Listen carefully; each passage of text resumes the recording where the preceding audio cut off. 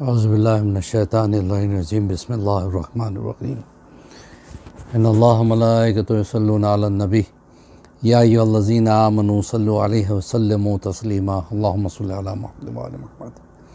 الحمدللہ آج ہمارا درس نمبر 72 ہے تربیت اولاد کے حوالے سے۔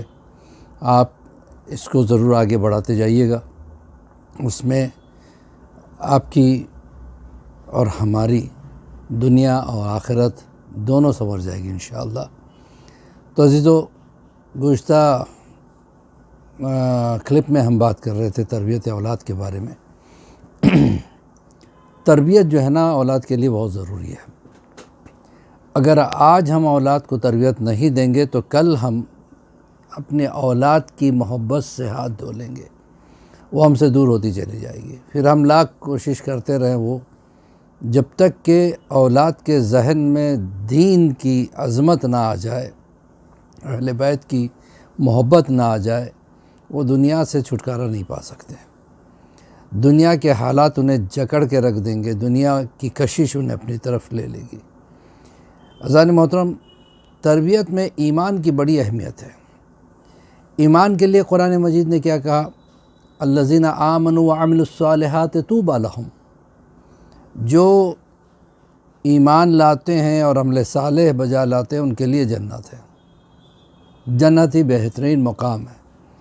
تو اب اس کا مطلب یہ ہوا کہ جو ٹارگٹ ہونا چاہیے ہمارا زندگی میں وہ ہے ایمان، اور ایمان کے لیے قرآن نے جو ہے نا سورہ مریم میں بھی کہا ان الذین آمنوا وعملوا الصالحات سیجعل لہم الرحمن ودا، جو لوگ ایمان لاتے ہیں اور اچھے اچھے کام کرتے ہیں، نیک کام کرتے ہیں، اللہ جو رحمان ہے وہ لوگوں کے دلوں میں محبت پیدا کر دیتا ہے۔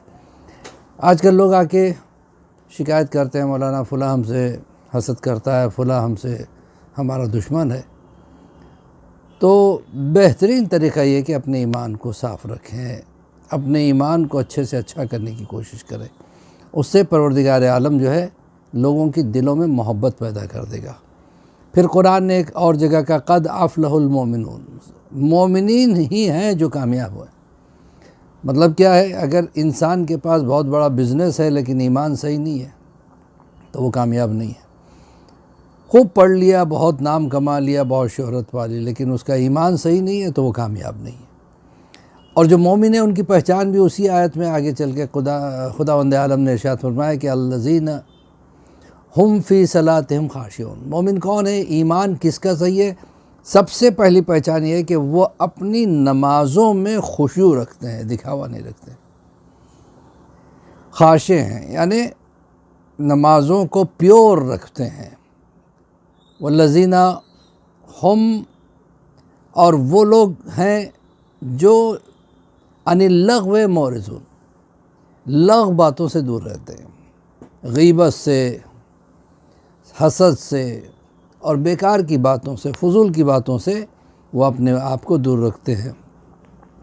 والذین ہم للزکوٰۃ فاعلون، اور وہ لوگ جو ہے نا زکوٰۃ کے ادا کرنے والے، یہ مومن کی پہچان ہے۔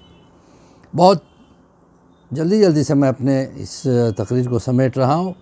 پھر روایات کا اگر آپ دیکھیں گے تو رسول اللہ فرماتے ہیں کہ لا یقبل الایمان بلا عمل، ایمان بغیر عمل کے قبول نہیں ہوتا۔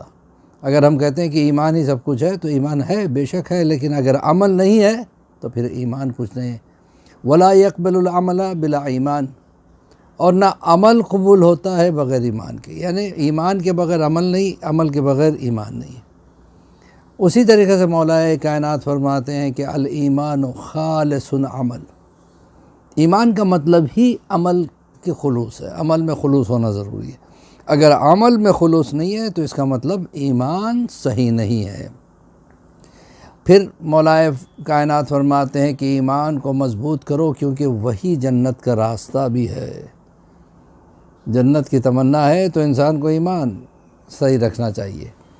جناب ابو ذر غفاری بہت عظیم المرتبت صحابی، ان کا ایمان اس درجے کا تھا اور ان کا عمل اس درجے کا تھا جو فرماتے ہیں کہ ایک دن میں اپنے بھیڑوں کو چرا رہا تھا کہ کہیں سے بھیڑیا آ گیا اور اس نے بھیڑوں پہ حملہ کر دیا، اور اس وقت میں نماز کی حالت میں کہا، کیونکہ نماز کا اول وقت آ گیا تھا اور میں نماز پڑھنے کھڑا ہو گیا تھا، بھیڑیے نے حملہ کر دیا۔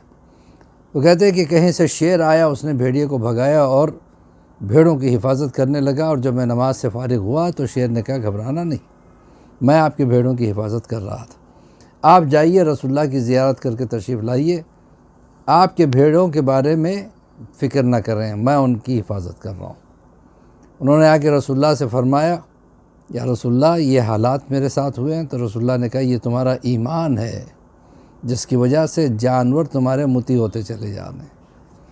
ایک مرتبہ کچھ چوروں نے پروگرام کیا کہ جناب ابو ذر غفاری کی بھیڑوں کو چرا لے، دیکھا کہ وہاں بھیڑوں کو جب چرانے گئے تو دیکھا کہ شیر جو ہے حفاظت کر رہا ہے۔